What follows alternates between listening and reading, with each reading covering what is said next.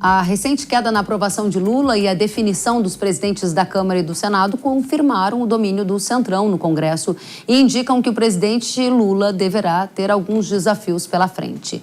Com uma popularidade que está menor desde o início deste mandato, Lula tem enfrentado diversas crises de comunicação, além de um desgaste diante da população por conta dos preços dos alimentos. Na parte política, vai ser necessária a articulação por parte do Palácio do Planalto para tentar diminuir a dependência em relação ao Centrão e evitar uma perda ainda maior de capital político. O governo já estuda, inclusive, uma reforma ministerial para tentar melhorar essa relação com o bloco político. E nesse contexto, a oposição percebeu uma maior fragilidade do governo no momento e reforçou o pedido de impeachment do presidente Lula. Estas são imagens desta semana em que o líder da oposição na Câmara, deputado Coronel Zucco, além de outros parlamentares, se manifestaram no plenário da Casa a favor do impeachment do presidente Lula. Qual é o ambiente político do Brasil? A gente vai entender agora com as perspectivas também econômicas e impactos no agro. Nosso convidado é o analista político da Atlas Intel, Yuri Sanches. Yuri, seja muito bem-vindo ao Hora H do Agro. Olá, Kelly. Obrigado pelo convite. Um prazer estar aqui de novo. A primeira pergunta que eu te faço, agradecendo a sua presença, é qual é a chance de um impeachment de Lula prosperar nesse ambiente político e econômico que temos atualmente? Kelly, eu avalio que nesse momento é bastante improvável, porque o impeachment é um processo que é político e jurídico também, tem ambos os componentes, a gente viu isso com o impeachment da Dilma lá atrás. Não acredito que todos os elementos necessários estão dados, seja do ponto de vista de uma comoção social, de uma comoção pública das pessoas em relação ao tema, mas também o próprio ambiente, principalmente no Congresso Nacional.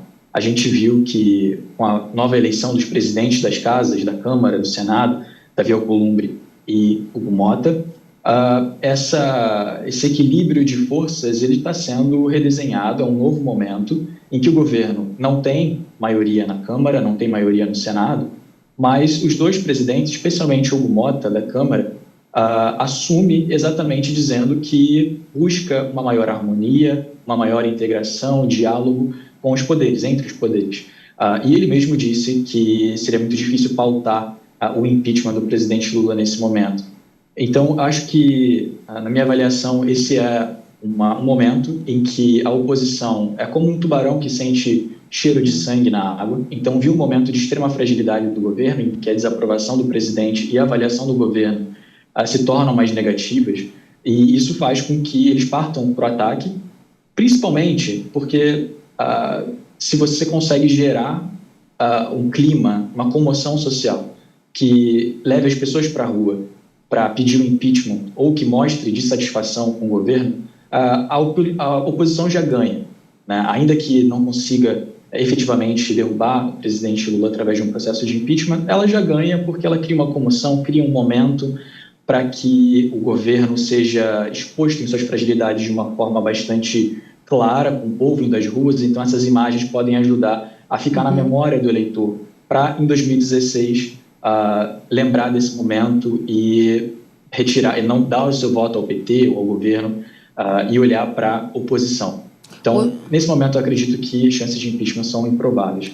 Temos hoje uma justificativa técnica para esse pedido e ela está atrelada a uma nova pedalada fiscal por parte do PT. É esse o argumento técnico que se usa para tentar avançar com o processo de impeachment e aí angariando numa tentativa um apoio popular, conforme você mencionou?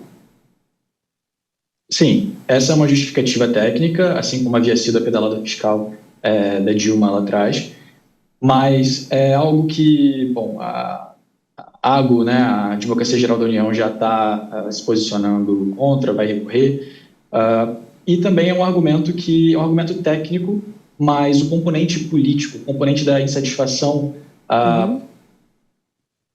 popular mesmo, né, das pessoas, que hoje há um entendimento com a desaprovação do governo Lula, que o governo está caminhando mal, especialmente na economia, especialmente por conta da inflação dos alimentos, a falta de comunicação mais bem articulada, seja com o Congresso, seja com a população, sobre as medidas que estão sendo tomadas a respeito disso, mas não existe um clima de insatisfação tamanha que peça a saída do governo nesse momento.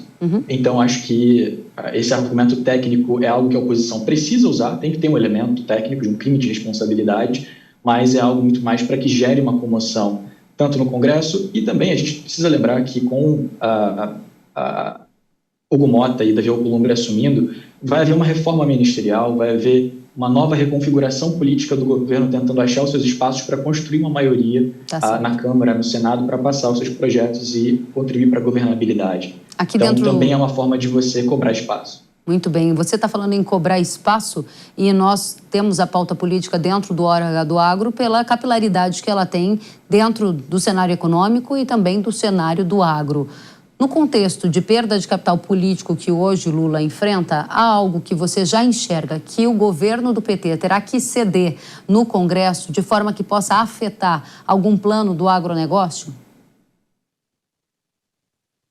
Olha, Kellen, eu acho que esse é um momento importante para que deputados, especialmente do Centro-Oeste, ou deputados que defendem o agronegócio no Congresso, consigam levar as suas demandas para o governo, porque com a fragilidade que o governo apresenta atualmente, vai precisar fazer diversas concessões, seja concessões para estados, seja concessões para deputados, para fazer a sua governabilidade acontecer e aprovação de projetos.